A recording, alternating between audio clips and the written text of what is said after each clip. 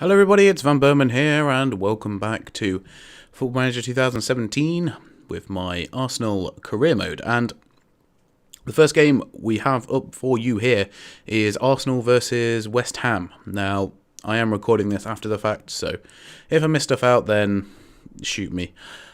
What was I going to say? I don't really think I did too much different for this. I went with a pretty strong team, and I've decided to obviously uncheck people that are unavailable. Just decided to mix things up a little bit, if I can actually remember who I put in the team. I think Ismail might have actually been in the team, but I know Icardi played up front in this one.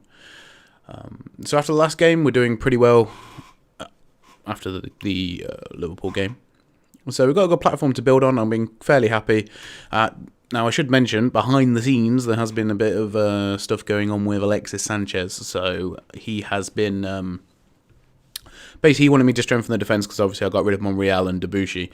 And he doesn't feel like I've done that. A lot of the other players support his position, which is a bit... meh. I mean, I don't understand. I think it's quite good. I decided to play my very young left-back, who became Arsenal's youngest ever player, beating Cesc Fabregas' record by about 60 days. So these are the highlights. I look really slow. I think I do speed it up later. And as you can see, we do concede quite early on. It's a bit of a poor goal. I think it comes from the right side anyway. I think it was Bellerin's side. Yeah, this is filmed because this is 30 FPS, and actually it was done in 60. So that's my bad. I will bear that in mind for future reference. So Icardi gets his second goal of the season, which is very, very nice. And these are just all the goals, by the way. And that was a lovely cross in. And Chamberlain, well, it was on a plate for Chamberlain, really, to be honest. And I really like the way that Sigurdsson guy pushes up. I mean, he makes a lot of space and makes it really difficult for him down that side. A bit more than... Gibbs does. Icardi with another goal as well, which, nicely tucked away.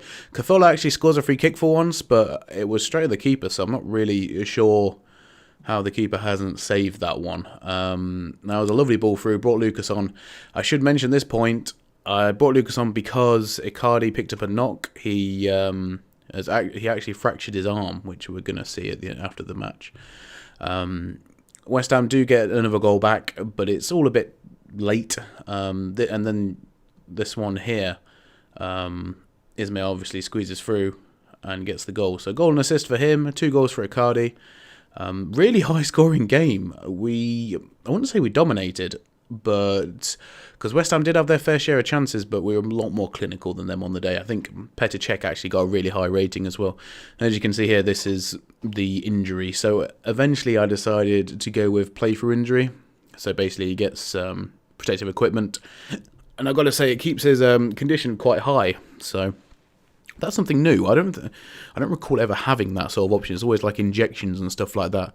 So that was quite nice to have. And obviously it gives me the option of using him through later games, if I need to. Rather than, just purely you cannot because he has a fractured arm. But it was a very good win. And I was really impressed. The goals are just flying in left, right and centre. On another day, though, definitely think that West Ham could have won that one, just purely the amount of chances. So now we get through to the Arsenal versus Paris Saint-Germain. This is our first group stage match. Now, because it's not really that significant, I just thought I'll just, include it in this. I don't want to sort of like do live matches for every match, because that's going to take a lot of episodes to get through a season. So Theo Walcott is back from injury, and I thought with Mario Icardi obviously out injured, it'd be a good chance to give Theo some game time, get his sharpness up. So I decided to play him up front. I don't know, I just wanted to try him out because he seems to work differently in Football Manager. Sometimes he does really well up front, other times not so much. So I think, probably we'll have to, as you will see, we'll have to look at his best position. Now, this game was really, really boring. Barely anything happened. I think each team had about 1 or 2 good chances. And now this is what Football Manager reckons is the key moments, bearing in mind. I think it missed out the 2 really good chances that both teams had. But, yeah, that is literally it. as you can tell by the stats, I mean, there were some shots on target, but there were a lot of free kicks and like nothingness. So, I mean, I'm not obviously not happy with a 0-0 at home, but a draw against Paris Saint-Germain is a draw. So, meh. And then this is the final game of the episode, playing Sunderland away at the Stadium of Light. I'll be honest, especially when you see the team selection, I really thought it would be a chance for me to maybe rotate a little bit. I thought, midweek against Paris Saint-Germain, I did play quite a strong team, and it was a physical encounter. I mean, it was obviously testing on the players. So I just thought it'd probably best to, switch around a couple of guys. And I did I feel like I weakened the team a little bit.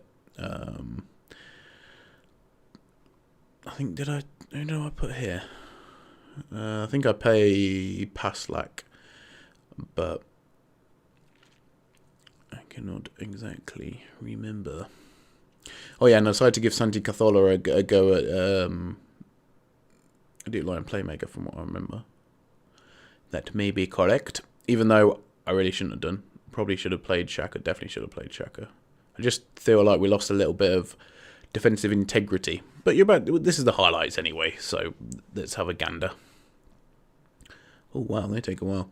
So yeah, Barini got a penalty, but it looked really dubious. Like, it's not showing the foul by Mustafi, even though I did click on key instances. We managed to pull one back through a bit of fortune by them getting scoring that own goal, and then deferred a really good chance there that he fluffed. But we managed to pull ourselves ahead, and at this point I thought, it's a really good finish by Theo. I thought, I don't know, maybe we can probably win this, and then literally pretty much straight after the kick-off, 3 minutes later, Defoe gets another chance and levels it up.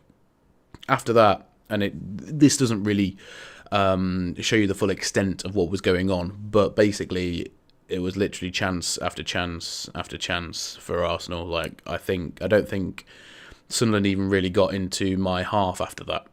Maybe once or twice, but nothing, really threatening. Icardi almost scored. They hit the bar twice. But as you can see, Sunderland had a lot more chances. But it was a very evenly fought match, in my opinion.